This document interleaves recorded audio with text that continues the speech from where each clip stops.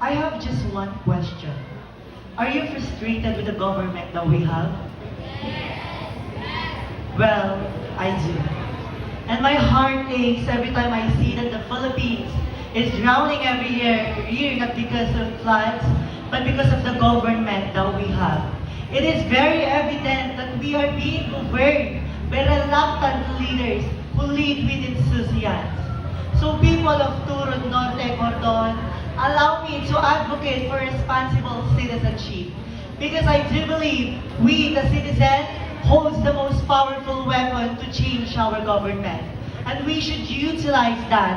We should use that. And we should maximize that.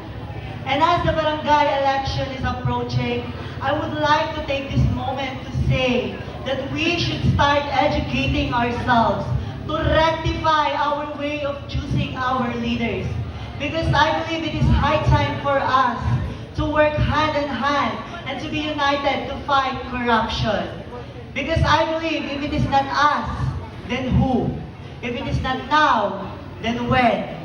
And believe me when I say, yes, it's more fun here in the Philippines only if we have leaders, compassionate leaders who can govern us.